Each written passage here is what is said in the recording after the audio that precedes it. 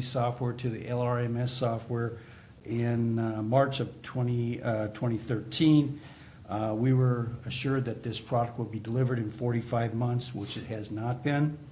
And just a little bit of background in terms of cost, this program that we were going to purchase, the Camel module, the cost of that was about $250,000. To date, we've only paid 15% of the 30% of the development cost, which is a total of $45,000, and it's broken down in the following manner. And this was paid in 2013 initially. $37,500 was the development cost, and $8,000 was for the project management fund. And so when you spread that over 7 years, the cost of the startup cost to try to get this program up and running cost Stearns County $6,500. Other counties had to pay a similar fee because that was required as part of the contract agreement back in 2013.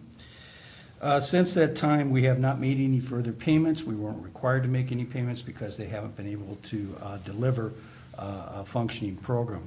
During the lifetime of this agreement, I must point out that this project has seen 4 different ownership changes.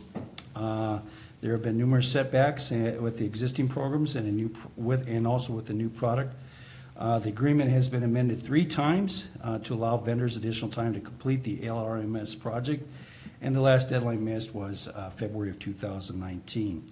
Amendment 6, which is part of the packet found on page 120, 129, provides some new terms and agreements that were agreed to by the successor of Xerox Conduit, which is Avenue Insights and Analytics, the new company that we've been working with, to account for a vendor missing the latest go live dates. It covers several topics, but I think the most important aspect of this agreement is that it allows counties the option to either opt out or continue on with the Avenue project with no additional cost. This amendment also gives counties the option to extend the support and maintenance of the current system that we use through December 31st of 2023. Incidentally, the cost to maintain the current system is about $12,000 a year, which we have been paying for the last 7 years. So I don't anticipate that changing. As you know, I've carefully reviewed Amendment 6, which has been presented to you for your review. I've met with other members of the leadership team here at Stearns County, participated in meetings with other assessors throughout the state. I've been in consultation with MCCC about these latest developments, and obviously we're looking at other alternatives, and that's why I have to present this to you today for action. And my recommendation is that we move to end participation with the LMIS CAMA portion of the license agreement and future maintenance and supports agreements with Xerox Conduit Avenue effective as of October 16th of 2019.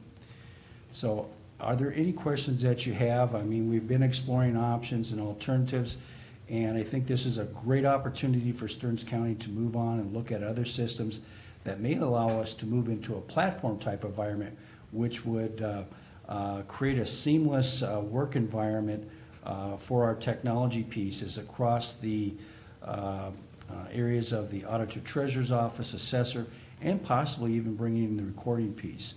So there are some options there. I mean, we have been looking at some different vendors.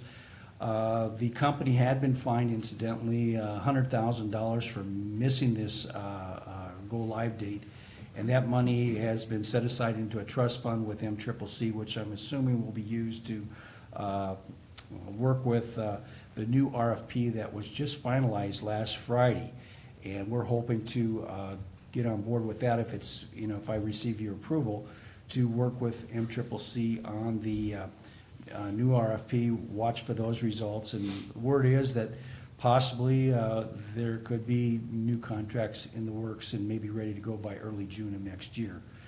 So that would give us, I would think, ample time. I mean, we're running up against the clock if we were to leave this project, move into a different project that would be more suitable and fitting for Stearns County, and yet have the support through December 31st of 2023. So I think the pieces are in place, the stars are aligned, that it may be a good transition and time to move on. Okay. Any questions for Jeff? Yeah, in implementing any technology that we haven't used before, the key word in Lee's world is support. What support is available, or do the various vendors bring to the table? So when we have a problem, who's the go-to entity or go-to entities that can make it work? Mr. Chair, members of the board, Commissioner Lenzmeyer, if you're referring to new vendors, the support would be through the vendor itself, and then also facilitated by the MCCC organization association. In addition to that, as a participating member of MCCC, we have subject matter experts within each county that will work, collaboratively with the vendor to ensure that we're, addressing some of the programming issues that we deal with periodically and making it Minnesota specific. One comment I like to make that I find encouraging is that in talking with some of the team members here that have been involved with establishing the RFP through MNCCC, is that there's a component that's been built into that they make these systems Minnesota compliant. So in other words, when they make their presentation and pitch, that it has the bells and whistles and the programming necessary to adapt to Minnesota taxation. And so that's a plus. That's something that hasn't been asked for in the past. And these companies that are looking at, capitalizing on maybe an opportunity here in Minnesota, because there's 28 counties that are affected by this breach of contract, is that the systems that we have to be built for Minnesota users. And so The point is not all counties are using it. that's correct. Not all counties are using it. Other counties have also gone the way of soliciting and purchasing systems through other vendors. This is kind of getting into the weeds, but is there a need for a county-to-county interface?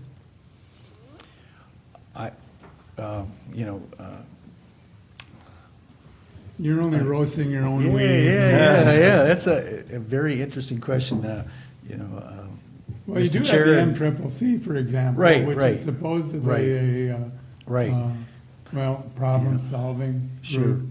But, occasionally it's a problem-creating group, but Right. they're doing their best.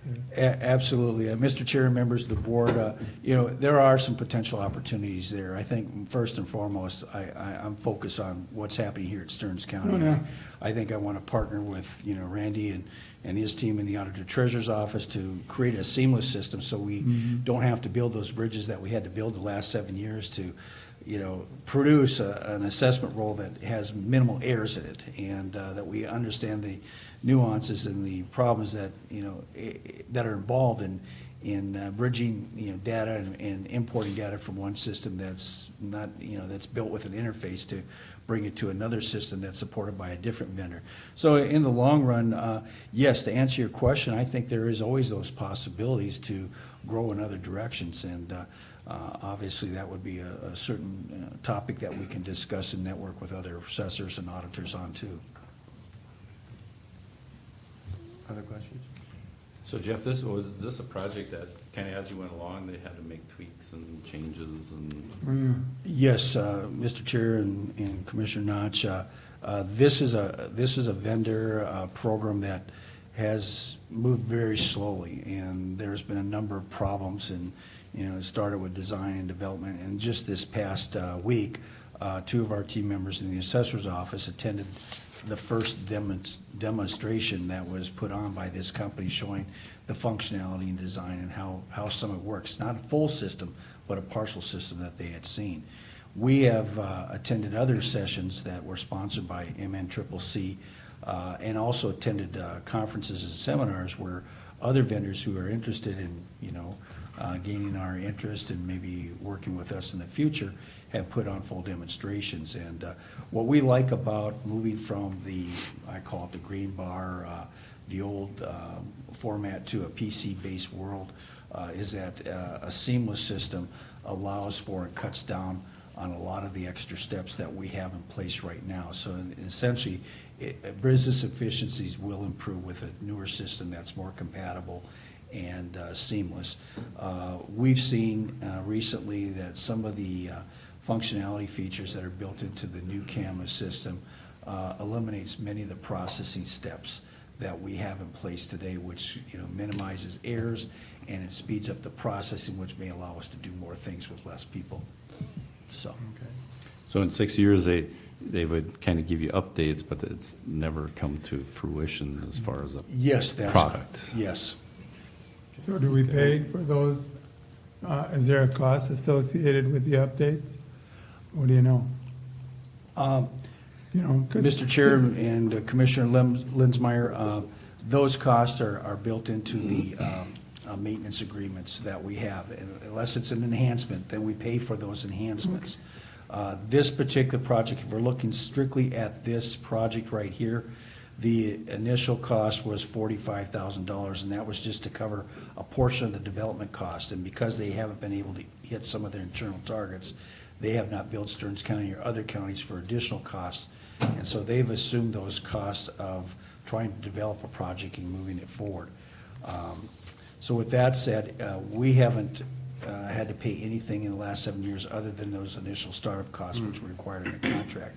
The cost of a camera system at that time was $250,000, and not to scare you, but depending upon bells and whistles and what other, functionality features are associated with CAMA or other portions of the system, we've had quotes in that 300, 400,000 range. It might be that much, but I think you have proven systems that have been used, nationally.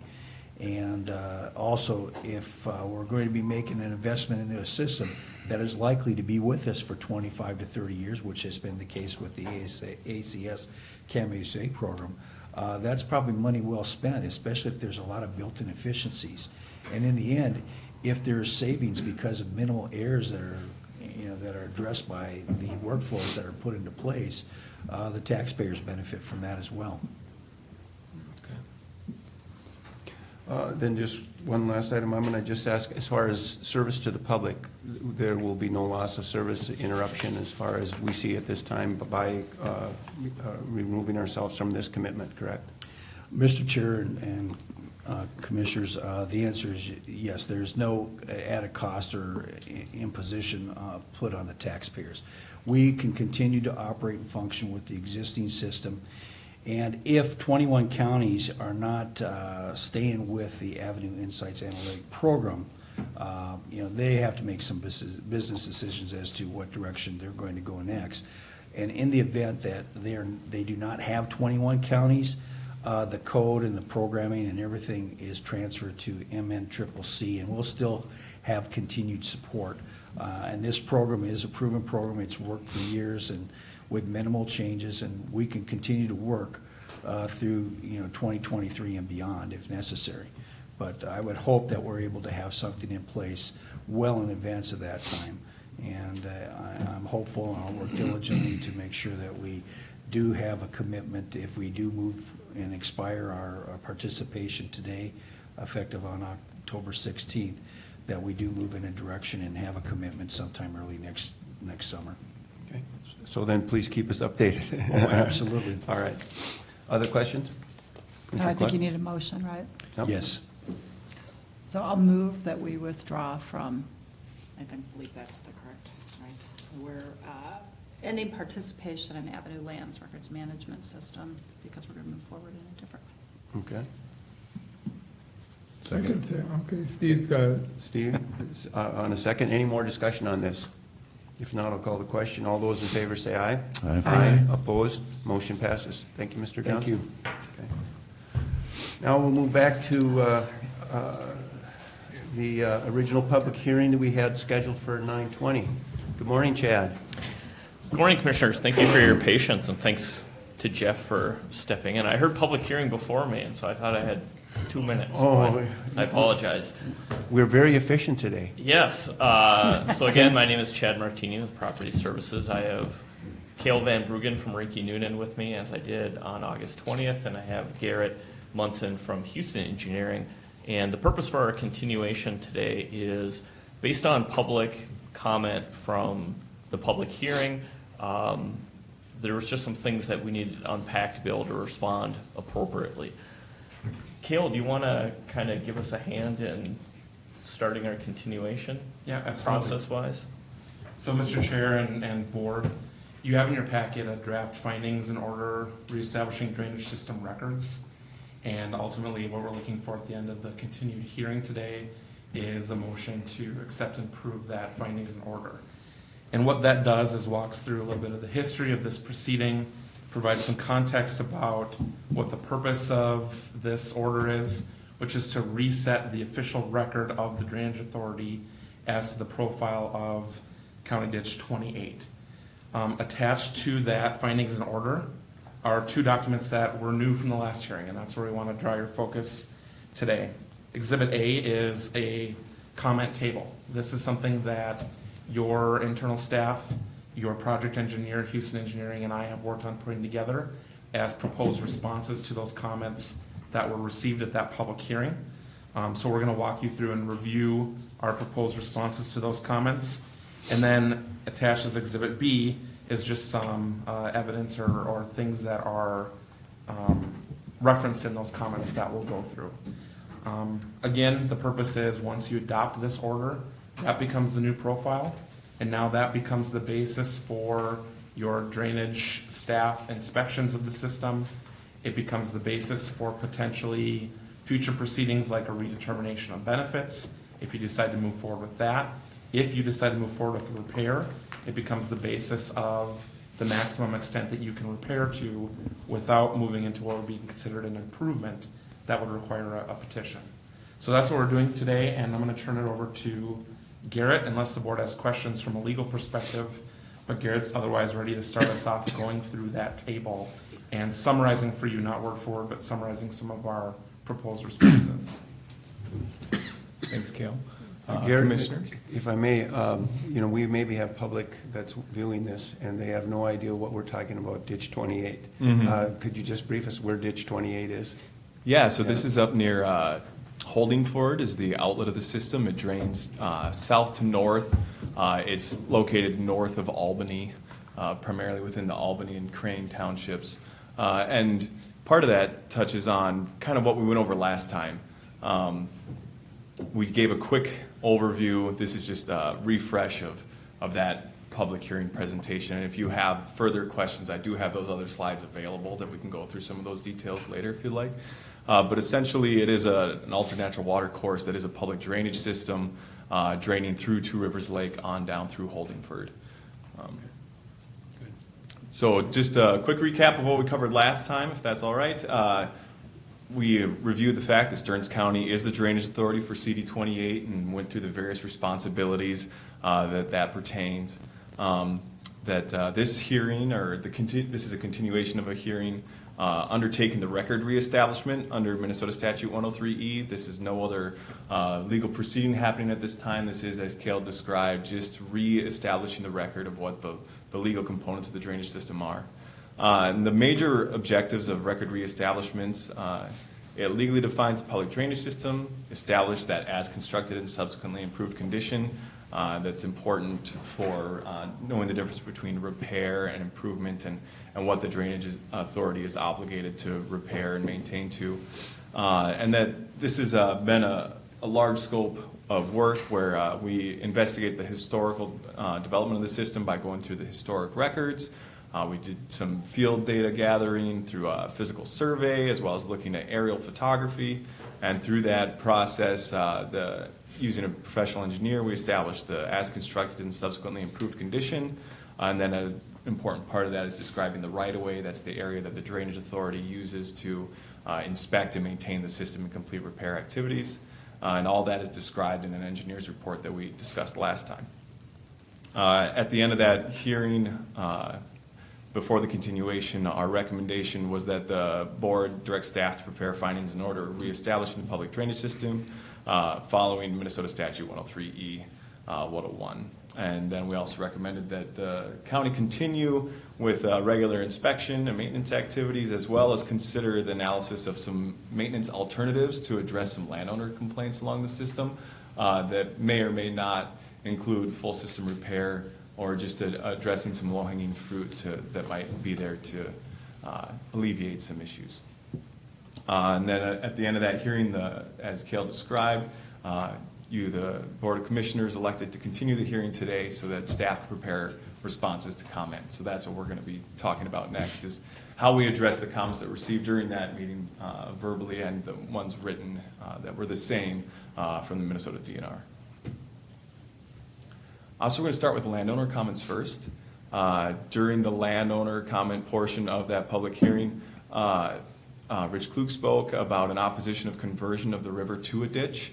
And I responded to him in person after the close of the meeting. I spoke with him and had a conversation that there, in fact, is no conversion being proposed as part of this process. This is simply establishing or reestablishing the characteristics that are already on the landscape, that were already constructed.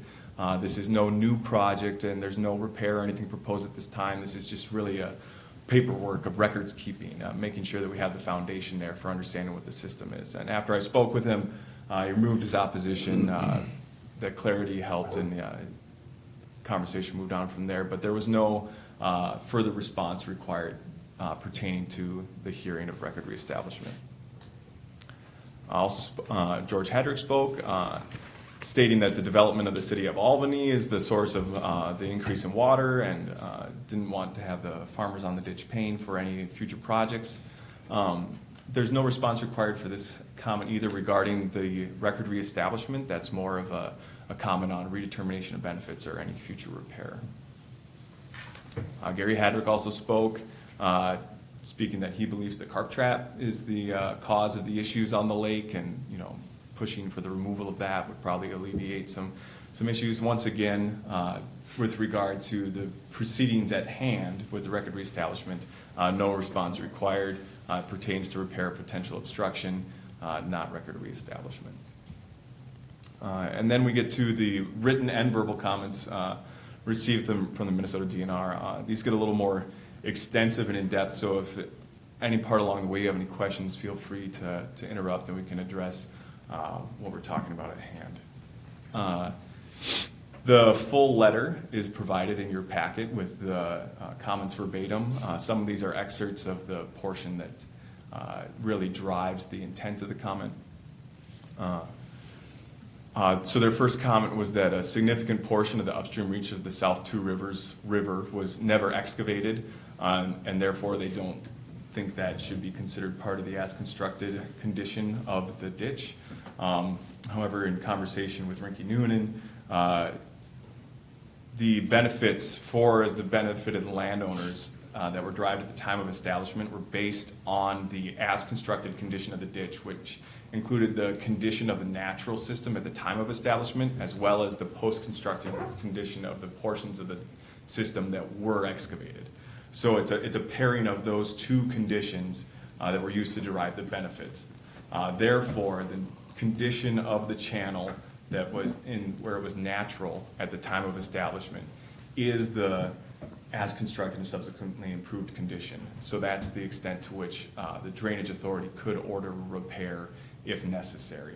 And that's important because even in those natural areas where excavation didn't previously occur, it's part of the legal extent of the system, so the drainage authority can go in there to complete repair and maintenance, such as removing beaver dams or accumulated sediment that's obstructing the public drainage system.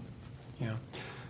Is that sometimes difficult, though, to determine? Because, I mean, the technology we had back then when they originally were constructed, we didn't maybe shoot the elevations, we didn't have aerial photos, and so now to go back and say, well, this is where it was at the time of the turn of this previous century is rather difficult. Correct. Part of that is when we go through the process is we do this historical review. We do have survey of that area available. It's in an arbitrary datum, and then we have to do a statistical analysis to fit that to a modern sea level datum. So today's elevations were, we know we're 1,100 feet above sea level. At that point, it was just an arbitrary 100 was a stake in a tree, something like that. But we've gone through the exercise to undertake the effort to make a conversion from the old plans to a new modern datum. And that's something I can go into further detail if you'd like. Fine. But we do have the historic record of the extent of the system and those elevations at the time.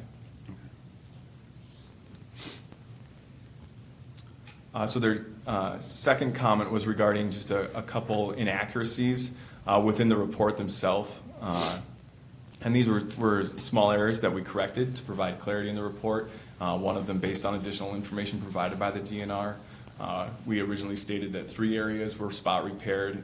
It was 3 areas that requested for spot repair. Only 2 were approved by the DNR in 2015. So with that permit knowledge, then we were able to revise the report, and we have a revised report issued in the packet for you, as well as just clarifying the stationing and identification of the areas that were originally excavated. Their third comment is disagreeing with the proposed ditch grade, stating that it proposes to lower 2 culverts, and that this could have negative impacts on public waters that are upstream of those culverts. And we stated that all crossings were not part of the public drainage system, and that's based on the fact that when we're reviewing the historic profile of the system, no culverts or crossings were constructed as part of the system, meaning that any crossing that's on the system at the moment, such as a highway culvert or a private bridge, is under the maintenance responsibility of the owner of that crossing, and it's not a legal component of the public drainage system that the entire benefited role would have to pay for repairing. And our response to this was that the comment didn't provide any evidence that calls into question whether or not those crossings are part of the public drainage system. So as it pertains to a record reestablishment, no additional evidence was provided to refute our statement. And then beyond that, going into the lowering, causing damage to public waters, that's not germane to record reestablishment. That's more of something that would be covered under later proceedings if and when a repair were ever to happen. Their fourth comment was regarding right-of-way and some confusion about how the right-of-way would be so large when the channel bottom is only 10 feet. So because this is an altered natural water course, when the public drainage system was constructed within it, what occurred is that a 10-foot channel was cut in the bottom of an existing channel. So a natural riverine system may have a 30 to 50, 60-foot bottom width, with undulating bottom, and within that, in the middle, they would excavate a 10-foot trench at a lower elevation, creating almost effectively a 2-stage ditch. So we provided clarity in the report. We made some revisions to flesh that out more, that section, and I actually have that here on this next slide, where we explain that the right-of-way is not the area exclusively designated for excavation. So although the channel width might be 60 feet now, and it may have been back in 1906, that doesn't mean that calling that area right-of-way means that that entire 60-foot channel would be excavated. Rather, the public drainage system continues to be that 10-foot bottom with side slopes. And the right-of-way is important because it's the area adjacent to the top of bank where spoils can be placed. So that's the nuance there, that we don't want to place spoils within the channel. So we need that additional right-of-way that was originally contemplated at the time of construction. You can see actually in historic aerials the placement of those spoil piles next to the natural channel. And Garrett and Mr. Chair, if I might add context to that, a lot of the DNR's comments are anticipating this board may be moving forward with a future repair. Mm-hmm. And so rather than providing evidence now about the profile, they're providing a lot of comments saying, if you accept this as the profile and then you move forward with a repair, here's some of the concerns that we identify. And a lot of this response is, this report is to describe what was there at the time of construction. When we get to a repair, there's all sorts of things that come into play. There's a provision in the repair statute that allows you to make adjustments to the side slopes to reduce erosion. You may or may not choose to do that. If you do that, you might have to address acquiring additional right-of-way. All that is for the future, and so what Garrett is telling you here is the report's been clarified here simply, rather than to address that repair issue now, which you haven't authorized money to go forward to do, to say, here's the best evidence we have in front of us as to what that footprint looked like at the time of construction. Thank you, Cam. So continuing on, their comments had a number of bullet points. they had some questions about the high outliers that were identified within the statistical analysis, stating that, during previous efforts back in the 2014, 2015 era of those spot repairs that were occurred, that it was stated at the time that the ditch could not be located or differentiated from the natural channel. So they were concerned about how could you know whether or not something was an outlier.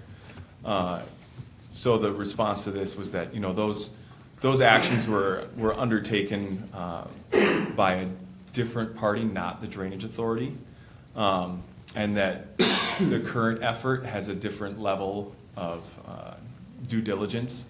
And so the county staff completed this survey, kept to the center of the channel as practicable, and that the outliers occurred in manners where they might be expected. If you remember back to the previous hearing presentation, we talked about the inlet of Crane Creek, where that would be a sediment delta, that you could see that was an area where the sediment was a little high, and things like that. So we addressed that it is a weight of evidence situation, and with no evidence provided to the contrary, we're inclined to stay with the current analysis. And then they had a comment that the stations on the as-built plans from those spot repairs in 2014, 2015 are different than the stations in the plan sets that are part of the as-constructed profile that's being proposed. And those stationings could have been arbitrary, as they weren't an effort undertaken by the Drainage Authority and not based on the historical record of the drainage system. They were likely just the starting point of the repairs as they pertain to that day. So they had a different starting point, and that could have been the difference in stationing. They took an opportunity to reiterate that their original comment that they don't believe that the area upstream should be considered part of the as-constructed profile, and that any modification would be considered an improvement. And our response was the same, that the area upstream of the lake, where it was natural, is eligible to be repaired to that establishment condition. They had a couple comments about the part of the system that ran uphill. If you recall, we discussed that at the previous hearing too, that a drainage authority very well could establish and construct a drainage system that flows uphill, and that it might not make sense from the standpoint of water going downhill, but it's important to have that outlet free of any kind of blockage or vegetation, and that very well could be part of it, and we believe is, based on the record, part of the design, where portions upstream were excavated to an elevation lower than those downstream. And again, here they were talking about if a repair were to occur in those areas, that it would have a negative impact on public waters. And we reiterated that a number of these comments are regarding the repair of the system and aren't germane to the historical context that we're doing a record reestablishment.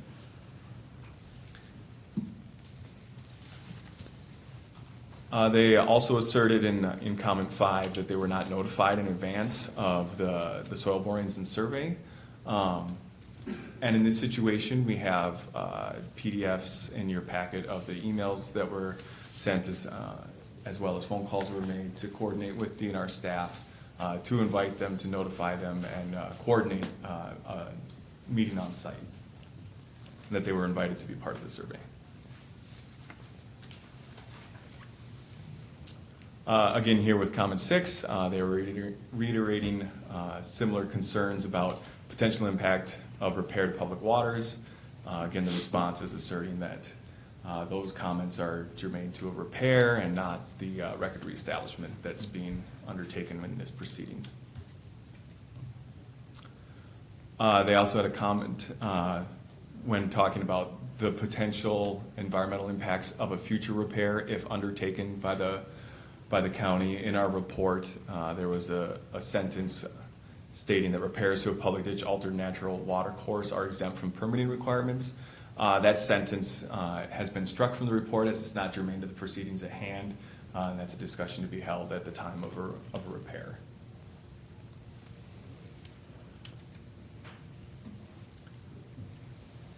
In this situation, they're talking about the area downstream of Two Rivers Lake, as well as a couple areas that we identified as constructed where they're concerned that the elevation difference from the time of construction to today is very different. That we're showing, up to 3 feet of accumulated sediment in portions of the channel, and they're saying if you did repair to that, there would be head cutting and drainage of public waters. And again, our response to that is that these are items that would need to be addressed at the time of repair, not germane to the record reestablishment process where we're just describing the components of the ditch at its time of construction. So in conclusion of going through all those comments, where appropriate, the report has been amended to address DNR comments. However, our original determination of alignment grade cross-section of right-of-way of CD28 has not changed. So the plan and profiles and components that we described in the previous presentation still stand pat. So our recommendations today are that the board proceed with the order to reestablish the public drainage system following that Minnesota Statute 103E101. And that again, the Board of Commissioners in the county continue their inspection and maintenance program and potentially consider the evaluation of maintenance alternatives. Do you have any questions for me at this time regarding our response to the DNR or landowner comments or anything else regarding the CD28 record reestablishment? Okay. Any questions from the board? Okay. If not, I want to make sure, obviously, we follow protocol because we have a public hearing and there are certain requirements we have. What would be the appropriate then procedure to move forward? Mr. Chair, at the last hearing, you closed the public comment portion. You're not under any obligation to reopen for further public comment, but you certainly, by motion, have the authority to do that if you choose.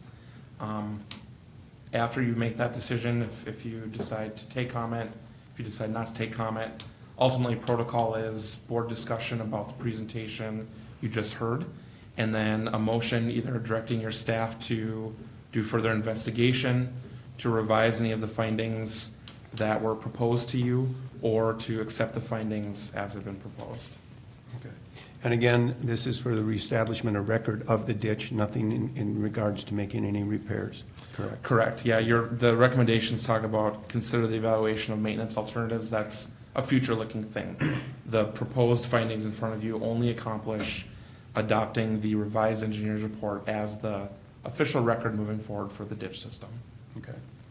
So first of all, I'll ask board, anyone concerned about reopening the public hearing for discussion at all? Anybody interested in doing that?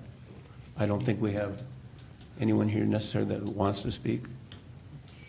Would you put a time limit on it, Mr. Chair? Would that be appropriate? Well, I think to move forward, we have to close it, or to make sure that it's closed and won't be open again. Well, we've got that established. Right. So if you want to reopen it, Yeah. is a time limit appropriate? Yeah. Definitely. It's your call. I don't have a preference. Okay. Just reopen it and ask, and if nobody Okay. responds. Let's go ahead and we'll do that. I'll move we reopen the public hearing, since apparently time limit is a challenging decision. Okay. So move. Second. We have a motion and a second to reopen the public hearing. Is there anybody wishing to testify on the reestablishment? Anybody wishing to testify on the reestablishment? Last chance. Okay, I'll close the public hearing. All right. And so then again, we're looking at reestablishing the record of the ditch, and that's the type of action you'd like us to take today. Okay? Would somebody like to make that motion? I'll make the motion to approve the report of the reestablishment. I'll second that. And if you'd like historical comment, I could offer some after the motion. Okay, we got a motion and a second to reestablish the record on the ditch. All those in favor say aye. Oh, discussion. Oh, before the motion? Okay. The ditches obviously have a long history really across the state. And what's happened over time is we've asked these ditches to do more and more because of tiling private ditches and more development along the ditches. So the ditches deteriorate a little faster because of this extra volume that they've got. And over time, the way the county has administered this has been inconsistent. Some ditches have a repair fund and some don't. I suspect, having some experience in this public body environment, is that the establishment of a repair fund was foregone to lower the cost of development. So some have it, some don't. Limitations on repairing ditches: we can no longer go deeper than the original ditch, although we can have wider banks. And also the way we construct ditches, sometimes the spoiled banks were right next to the ditch, which blocked their original intent. Water couldn't get past those spoil banks that were not removed from site. What else has changed in the world is we now have buffer strips, whether you like them or not. The point is, buffer strips should allow these ditches to hold up a little longer.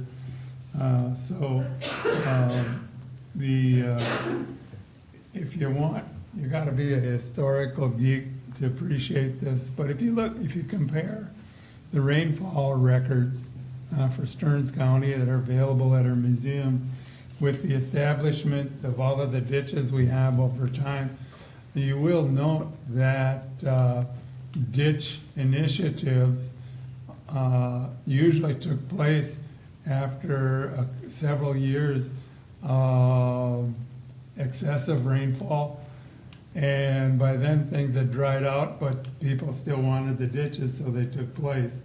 Not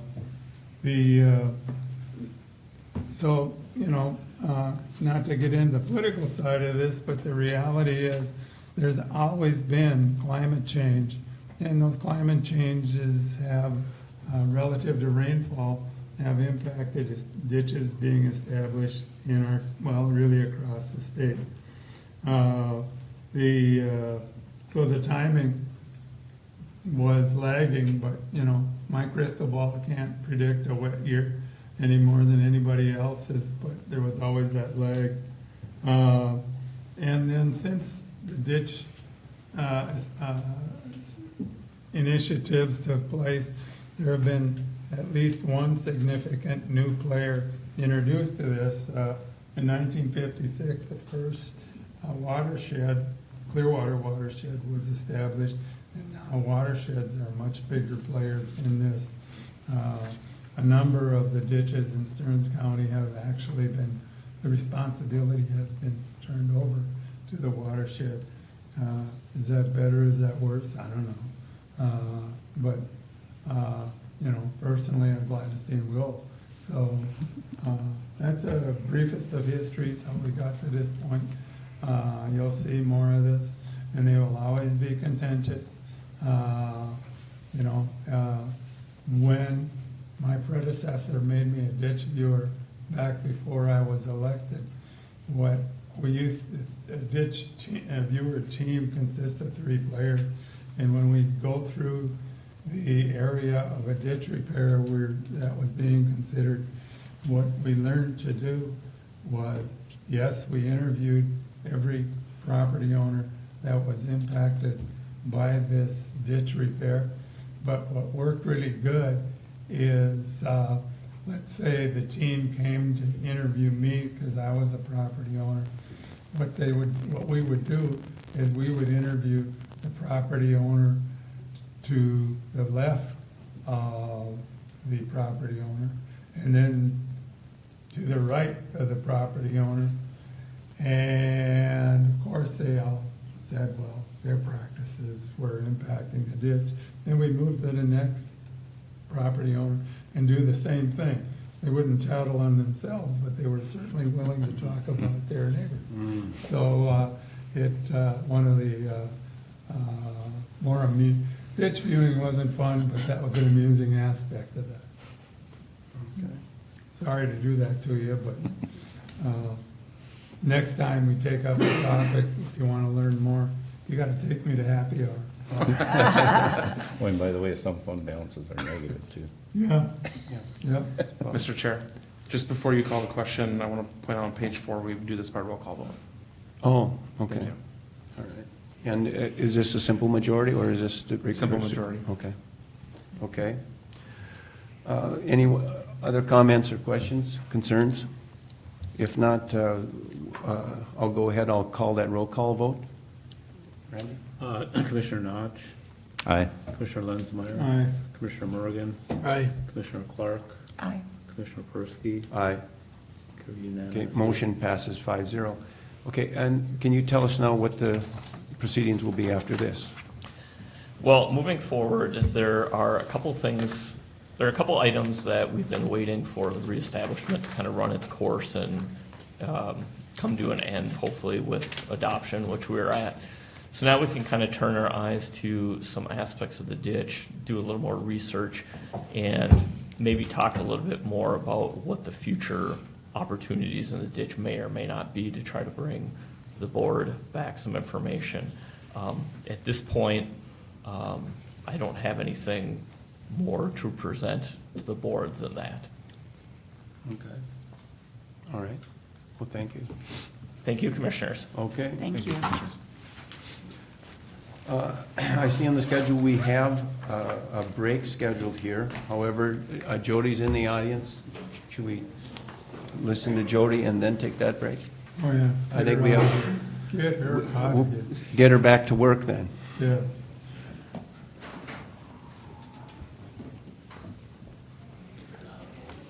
Good morning, Jody. Commissioners. Morning. Jody Tyke, County Engineer. My items begin on page 130 of your agenda packets. I'm going to start with a brief construction update. As you may be aware, we have a detour planned at the intersection of County Road 75 and 33rd Street South. This is the project where we constructed the dual northbound left turn lanes. They're going to close that intersection through traffic in the southbound direction along 75. We'll be able to continue southbound on 75, and they can take a right turn onto 33rd Street South. But east-west traffic cannot go through. They will go on detours via Southway Drive and/or Clearwater Road up to Sportsman Island Road. That's necessary just to complete the project, finish all the wearing course in the intersection, and we're expecting that to take about 5 days. It starts tomorrow, so by next week, that intersection should be fully open. The County Road 4 and 120 roundabout, Jody, will then all of 33rd South be open? I believe so. Okay. County Road 4 and 120 roundabout, the final wearing course is getting paved today. They're bringing in temporary poles for the lighting because there is a back order for those poles that we have specified on the project. Those permanent poles should be here in November. However, it's just a little bit of final cleanup work, striping, turf establishment, signing, et cetera. So we're hoping by the end of the week that is finally open. Jody, is there any additional cost on that? Is that our cost to put those temps in? No, no, Okay. it's a delay of the contractor, so they are putting in temporary poles, just so we do have lighting, given that it's a relatively rural intersection for a roundabout. It's a transition, speed zone transition area, so we'll have that temporary lighting in there. We had a similar situation when we did the roundabout on County Road 133 and 19th Avenue in Sartell. Those poles were delayed, so we did have to put up some temporary poles. The resurfacing project, County Road 17, northwest of Sauk Center, they're going to begin paving that today. We decided to haul Class 5 on top of the existing pavement on County Road 18. We're a little concerned with the wet subgrade, the wet weather we've had, the condition of those subsoils and the existing pavement. So we're going to haul Class 5 on top of the existing pavement, then we're going to reclaim it. I know a few property owners out there are happy. We're taking some extra precautions on that road. The reclaiming of that then will begin on Wednesday.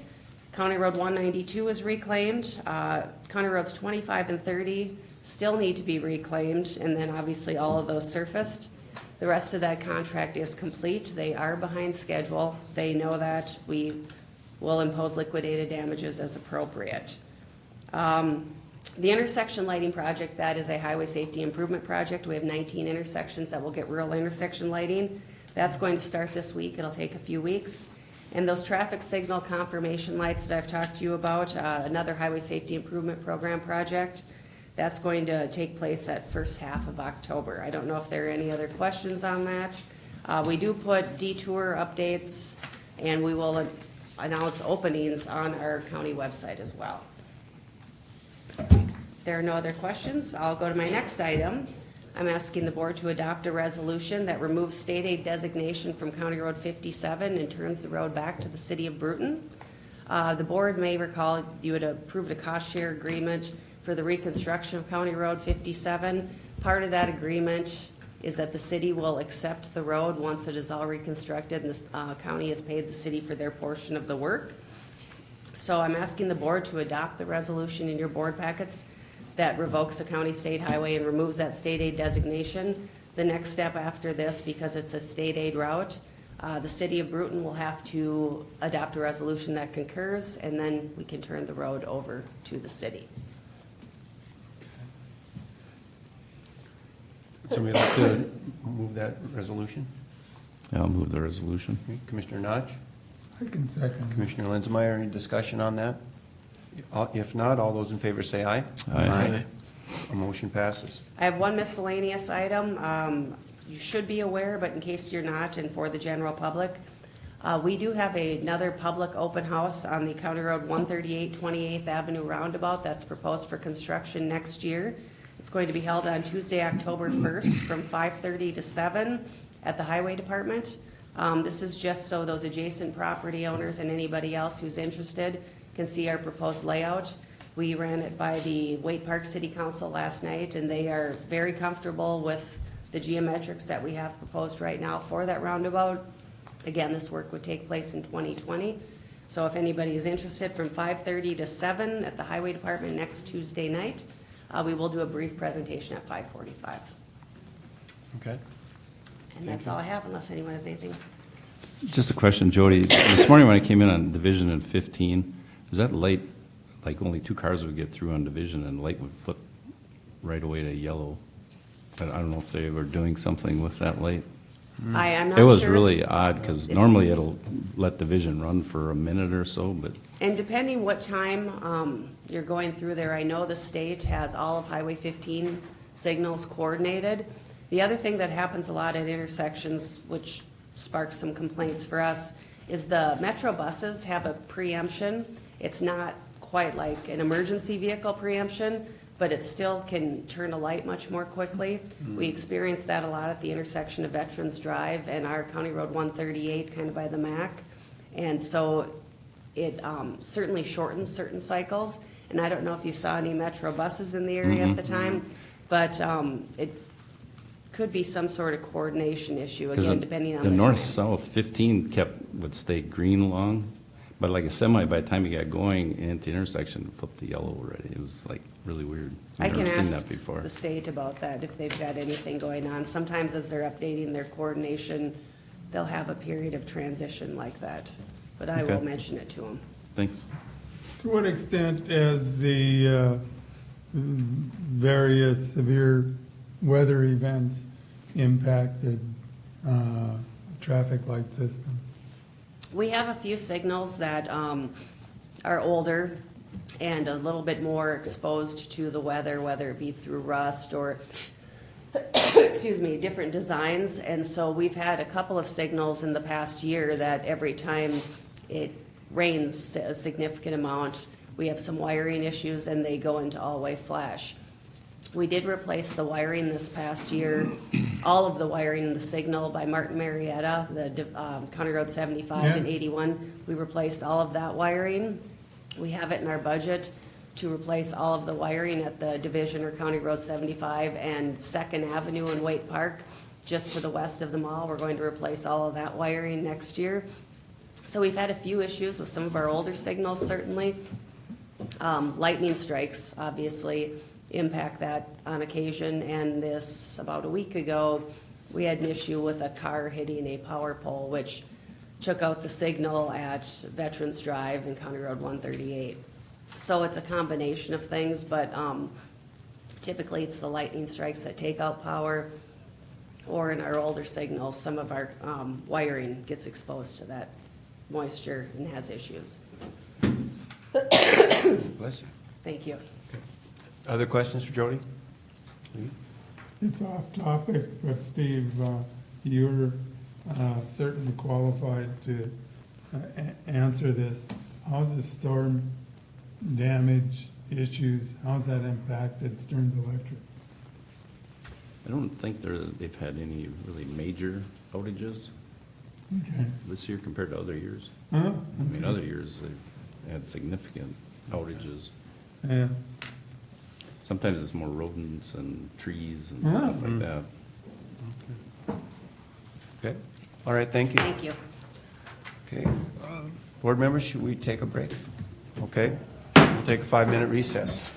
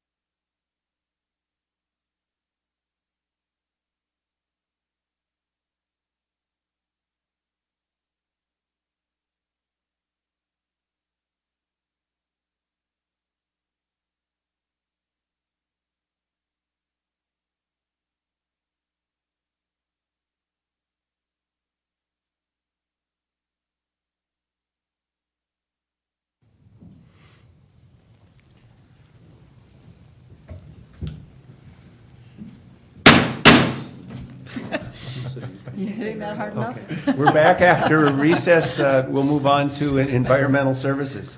Good morning, Mr. Chair, members of the board. Shelley Benson, Stearns County Environmental Services Director. We have several items for you today. The first, I will have Mark Lateral, who is the Environmental Health Supervisor, review with you. It is related to Evergreen Manufactured Home Park, and I will let Mark address the issue. Good morning, Mr. Chair, Commissioners.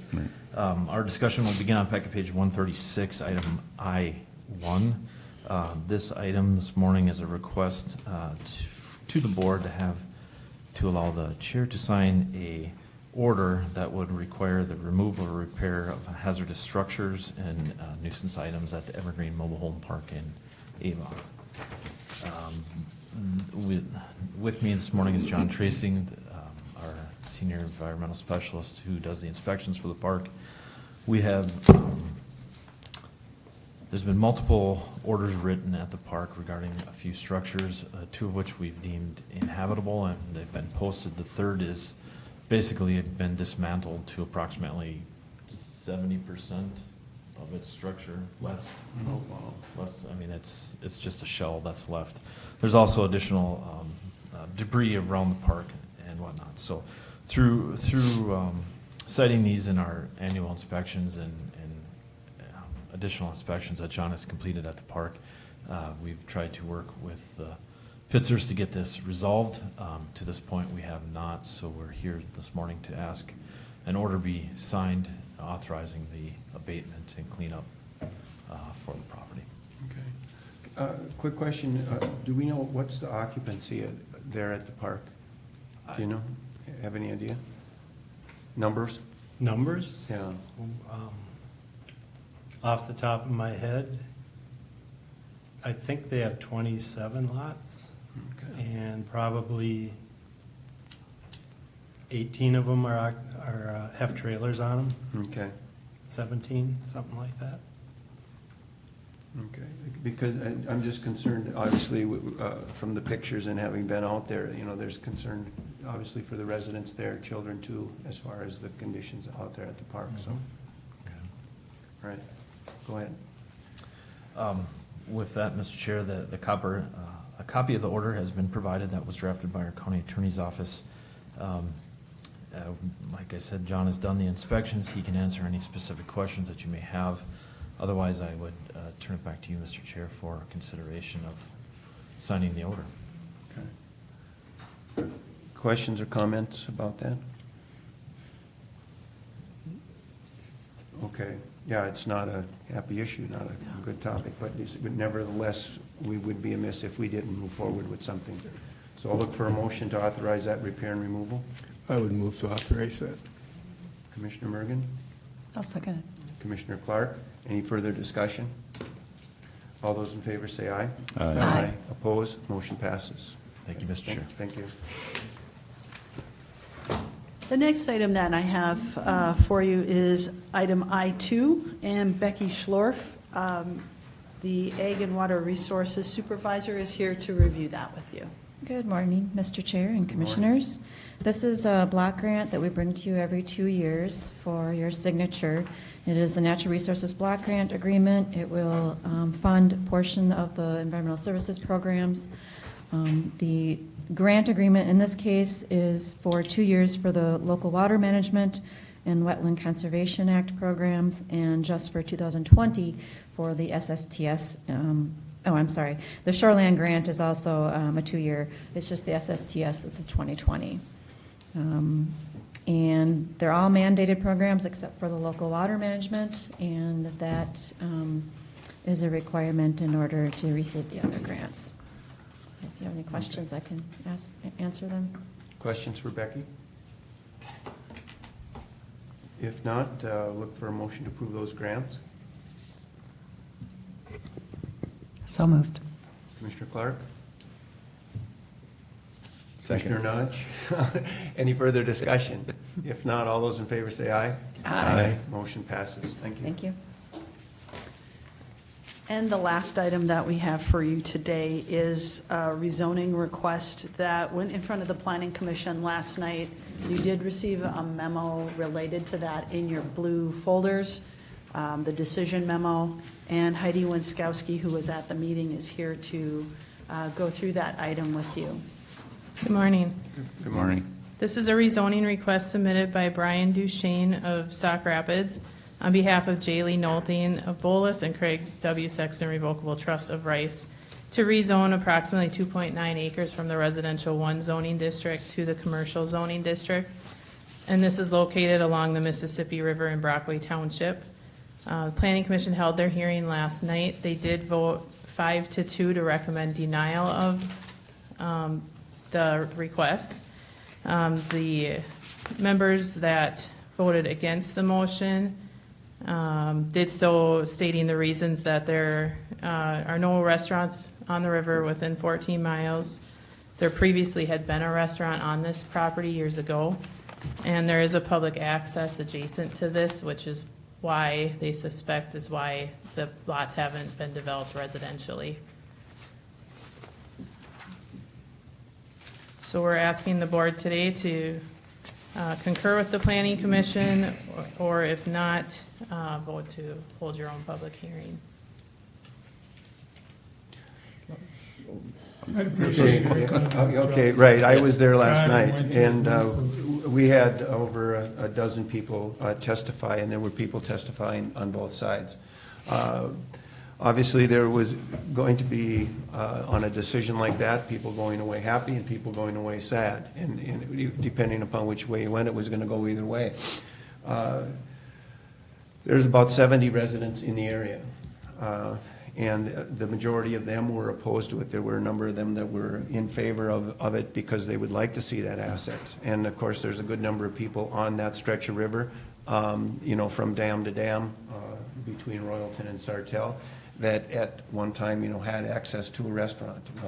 The Pirates Cove was available. Also, you could come up the channel, you could get to the Kings, and also the existing spot that was Portside and Gilligan's. But now nothing does exist there. The immediate neighbor did have a contract when the agreement was said for that person to buy that property, that there would be no further development of commercial on that property. Also, there were concerns on the Planning Commission that this was not necessarily to approve the restaurant, but it was to approve the rezoning to commercial. Of course, that allows for the laundry list of items which would then be available to be placed on the river. So I was very much listening to the testimony and can hear both sides. And so I come to you that the Planning Commission did vote 5-2 to maintain the integrity of the neighborhood, and 2 of the opposing ones would like to see perhaps the opportunity for that restaurant to take place. So I guess it's going to be up to the board here to concur with that, or do we establish a new public hearing and go through it again ourselves? Whether or not we would find a different finding, I don't know.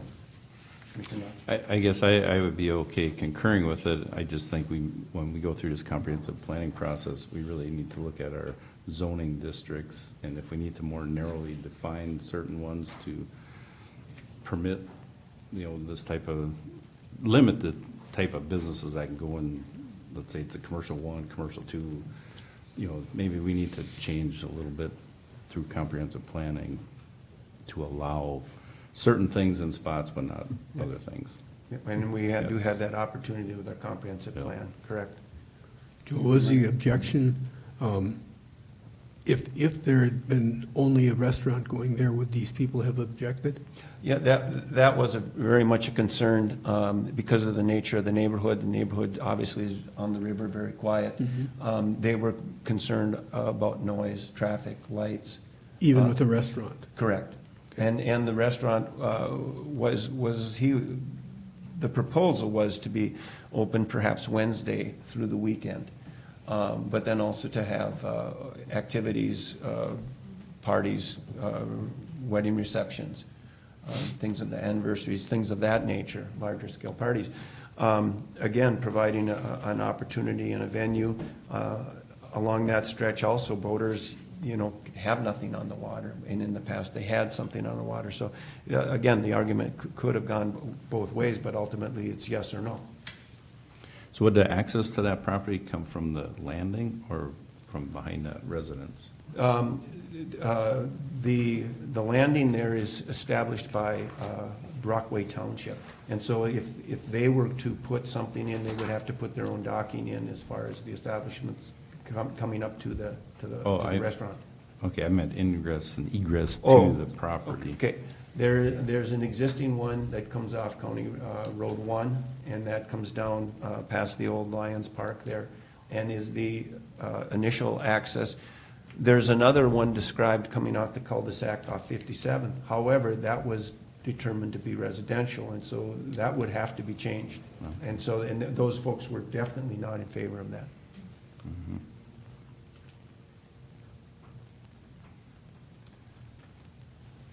Other opinions? Well, We I'll have- move the planning commission's recommendation. Okay. I've got a motion to support the Plans Commission to deny the proposal.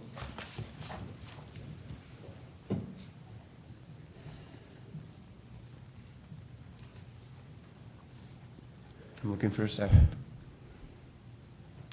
If you don't get a second, would it be I don't know what's gonna happen, but if you don't get a second, is it still appropriate to schedule their own public hearing? That can be the next motion. Oh, okay, Don't get a second. all right. Okay. Last call for second. Okay, motion fails. Steve, you want another one? Lee? Oh, yeah, I move we set our own public hearing. Okay, I have a motion to establish our own public hearing on the same topic, Second. and a second. Any further discussion on this? If not, we will then establish a public hearing. Well, all those in favor say aye. Aye. Opposed? Okay, motion passes, then we will establish a public hearing and go through the same process. Okay. Okay. We will work with administration on that date and time.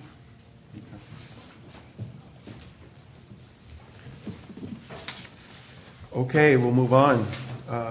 Administration. Thank you, Mr. Chair.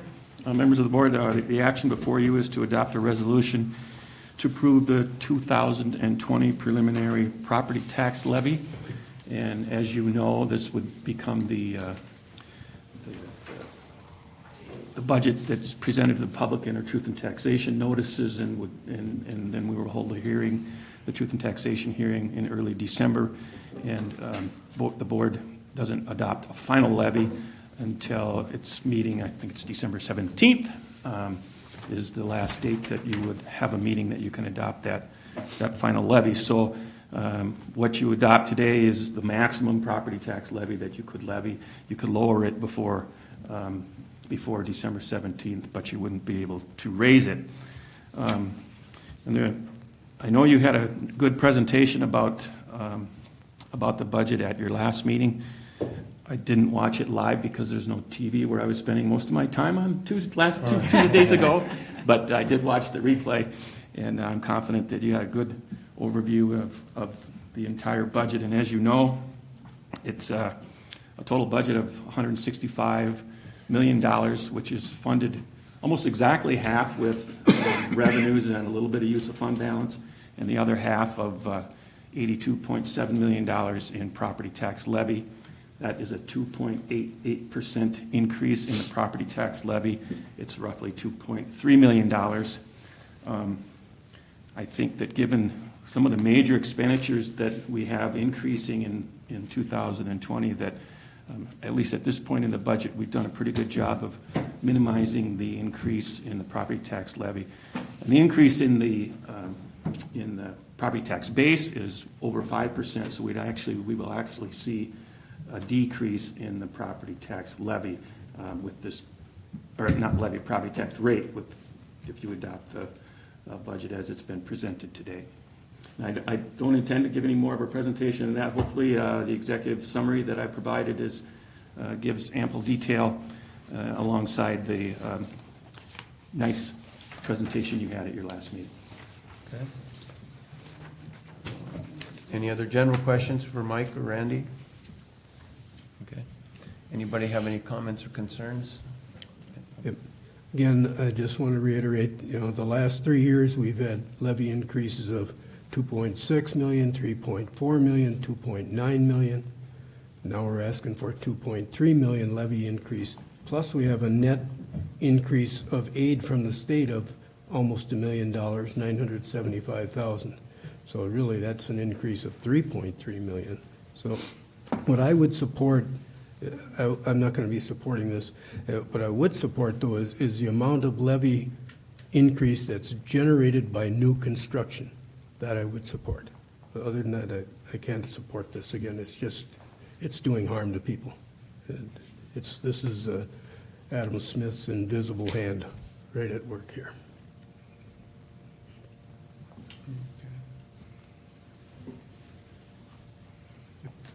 But just to comment, in this regard, basically, we are setting the maximum, it can go down. So, for this time, basically setting it, we're setting the high bar, and if we can come to some consensus from now till December, we can maybe get to where Commissioner Mergen, is comfortable with too. So I guess I'll adopt the resolution for the preliminary budget and levy. Can I have a motion for the preliminary budget for 2020? I'll second it. And Commissioner Clark, a second. Any further discussion on this? If not, I'll call the question. All those in favor say aye. Aye. Opposed? Nay. Randy, do you have that? I do. Do you want me to do a roll call? No, I think we're good.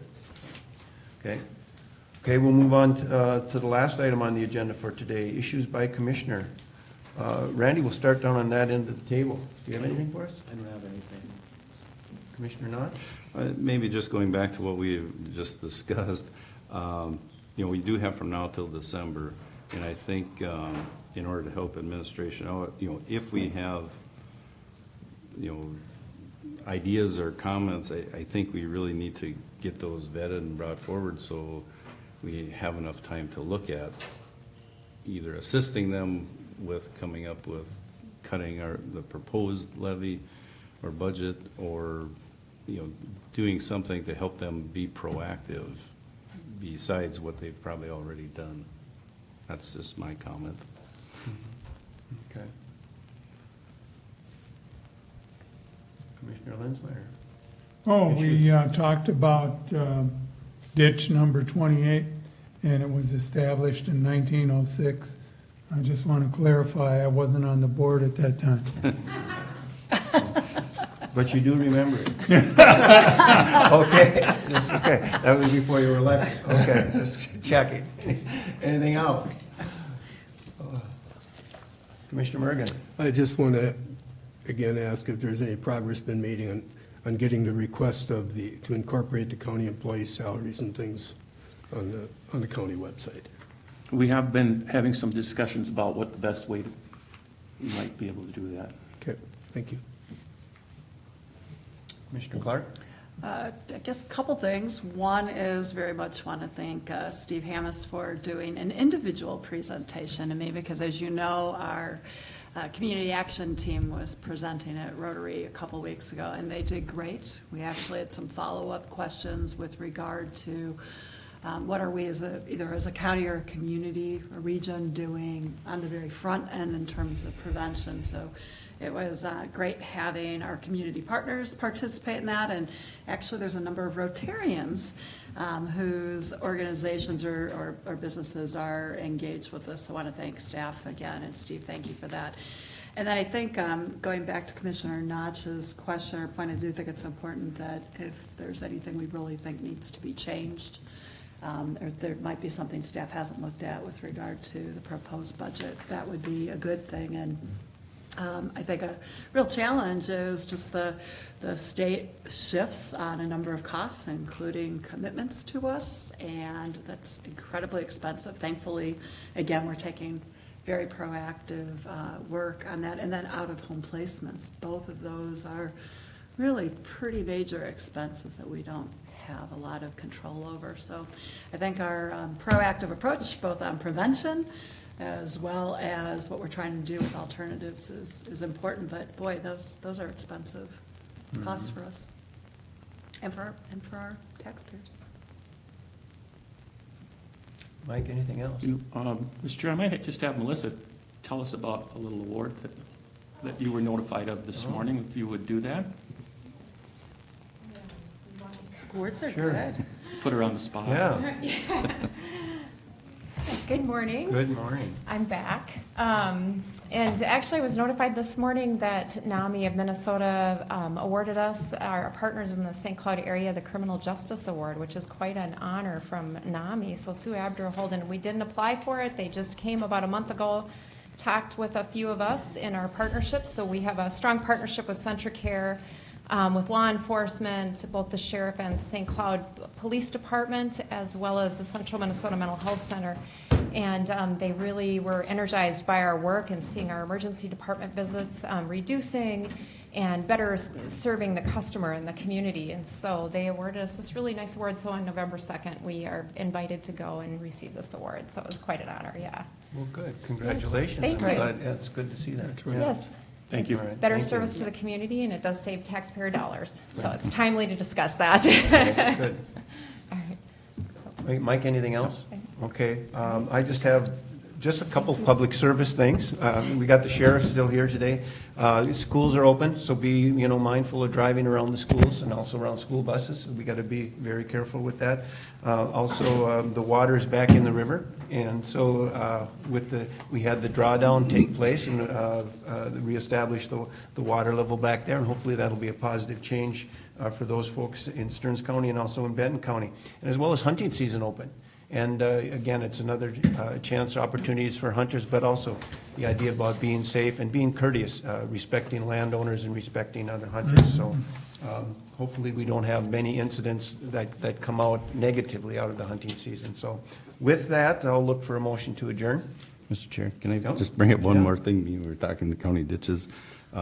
Just for just a little update, last week at the Soccer Watershed meeting, County Ditch 26, which is Getchell's Creek, which is just east of Freeport, flows north to south, eventually hits the Sauk River south of New Munich. This ditch was repaired, probably a little less than 5 years ago. And from I-94 south, they have bank sloughing to the tune of, the cheapest it would be is another 200 and some thousand. The middle of the road is 600,000. The high end is almost another $1 million. This ditch, when it was cleaned out, cost over $1 million less than 5 years ago to the benefited property owners. So they had a meeting last Friday, which I wasn't able to attend, with an invite to those property owners, because with all the rain we've had, the banks, it's deeper in this spot, so the banks haven't been able to hold because the growth is fairly new, so the root system doesn't hold. So they have all this sloughing, so now you got sediment back in the ditch. So interesting theory or proposal, and why they want to get the landowners together is because there's potential to get some grant money to do a unique thing on this ditch. Basically, it was a meandering ditch back in the day. To create the meander back and take the deeper portion of the ditch as like a holding ditch, so they could hold some of the water back and let it drain out as the channel allows to the Sauk River. And that grant could be about $300,000, so they could do about a $600,000 project and get a $1 million bang if they can. But the landowner, again, this is a cost, and some of these landowners had assessments in almost close to $100,000. Yeah. Wow.